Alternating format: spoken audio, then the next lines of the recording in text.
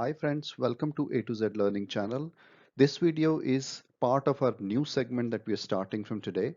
It's segment called Current News. You know, every day we all kind of get to hear, get to read about various news items. Some are absolutely clear to us, some are less clear to us. Sometimes we miss the news a couple of days and then suddenly find that a lot of development has taken place on that news item, and it becomes harder for you to understand and get your head around what exactly is going on.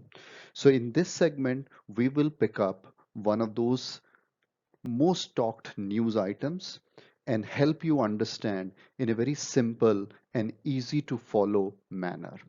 Hopefully, you will like our new segment. We would look forward to your comments on this segment. And if you like the content of this particular video, then we would urge you to please press the like button and share this video with your friends and family.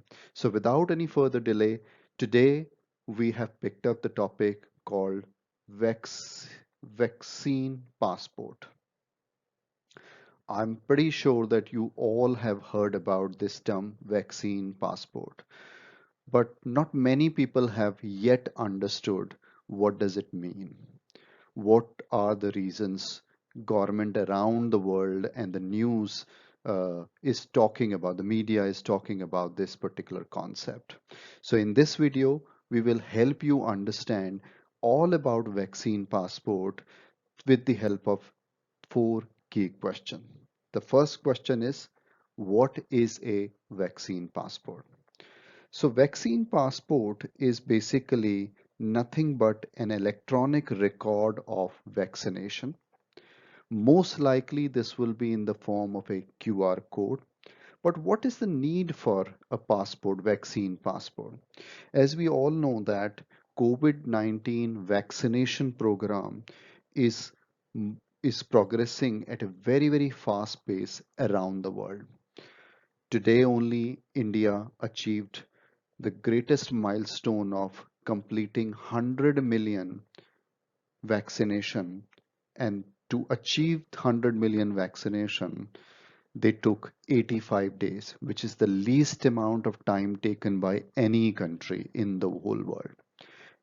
US took about 89 days, China took more than 100 days, and there are many other countries which have taken more than that, or there are many countries which have not yet achieved the 100 million mark. And I must say that there are some kind of geographical reasons also behind that. India is a large populated country, so for them achieving 100 million was far easier than a European country which has got only 40, 50 million people. So we must kind of take this news in that context. So going back to the vaccine passport, as countries and governments around the world are accelerating the pace of COVID-19 vaccination, there is a talk going on that how would we know that people have been vaccinated? And in that context of the need of knowing who has been vaccinated and who has not been vaccinated, the need for a vaccine passport has risen. And as I said, it will be a record of vaccination, most likely in the electronic form, most likely by a QR code, because QR code can be accessed through the smartphones or can be stored in your phone to be shown to the authorities as needed. So that's the concept of vaccine passport. The second question that comes to mind is that how should it be used? I think at this point in time, it is very hard to articulate what are the various purposes it could be used for. But I think one area that is very clear it will be helpful is the international travel. I don't know whether how many of you have been to the airport lately, but if I try to kind of describe the picture of the airport, the overall volume of people who are going to the airport for various travel need has reduced to a very small proportion of what it used to be before COVID. But in spite of such low volume of people coming to the airport, wherever you go, whether it's a check-in counter, whether it's a security counter, whether it's immigration, every place has got long queues. And one of the main reason of those long queues is that people are establishing whether people who are traveling are fit, healthy, vaccinated before they are allowed to travel to whatever destination they are traveling to. Many countries have also kind of placed this requirement of uh, having the need to show the proof of vaccination or proof of being healthy and not kind of infected by the coronavirus, even at domestic travel level. So when you go from one state to another, there are many states which are insisting, for example, in a country like India, in China, US, where there are kind of people who want to kind of see whether you have got a negative test report or not. I mean, vaccination is not yet kind of seen, but definitely the negative report is being asked even for domestic travel. So I can clearly see that something like vaccine passport would have a role to play to to enable the international travel whenever the choice return, whenever people start to kind of travel. I think that will be a big enabler to make the whole travel process smoother whenever the kind of international travel volumes return to the level that we used to see before pandemic. Then the third question is that is there any country who's using it? Who are the people using it?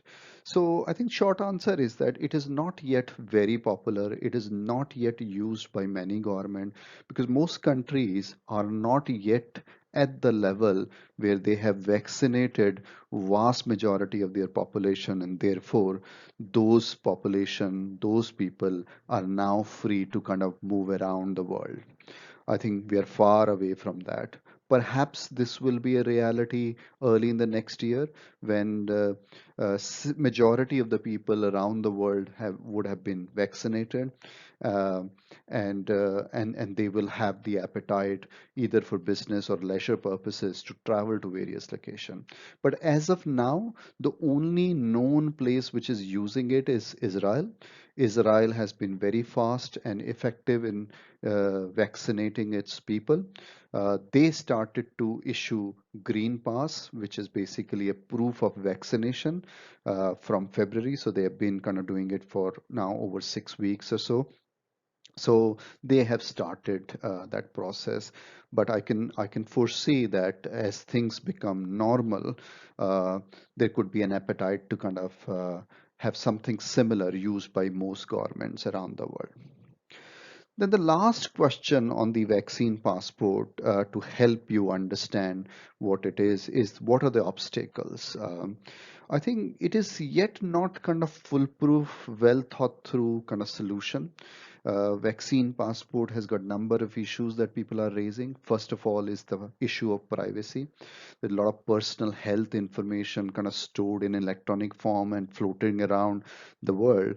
Um, it has got some privacy concern, but as most of the techies would say, most of the governments would say that we have dealt with the visa information of the staff, the travel information, the security information of the people in the past. So privacy concern may not be addressed at this point in time, but that's something people have got experience to resolve. So that should not be a long-term issue, but definitely an issue right now.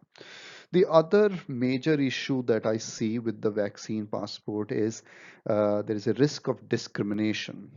As many religion, many people, many communities kind of sort of believe they have no belief in the vaccination program. They have got very strong views that vaccination is not required. People need to build their natural immunity against various viruses. And so I can imagine that there'll be vast majority of people even in the years to come who would not be vaccinated. So, does it mean they can never travel if it is used for travel purposes? I think that's a big kind of question which could raise issues of discrimination around the world. So, that's the other thing that we need to kind of sort out, agree what could be the kind of solution. The third thing is also currently, which is unknown, is how long this inoculation lasts. When you have been given the jabs, vaccination, how long you are immune for the viruses, how long you're going to be less of a risk in terms of spreading that virus to other people. I think there is very little data at this point in time to know for sure. And then there is a constant risk of emergence of new variants, which is a key risk, and nobody knows that. So we may be kind of solving the problem as of now, but who knows what sort of new variants will come, whether the current jabs, current vaccines will be effective against that. So how would the passport kind of show that which particular vaccination they've had is also a big unknown at this point in time. So overall, I feel the concept of vaccine passport is unique. While there is a business justification, there is a need for, there is a role for it to kind of play in some sector like international travel. There are still number of issues that need to be solved. So I hope this short video where we have picked up the news item of vaccine passport and tried to simplify for you, you found it helpful. We would really look forward to your comments on this video.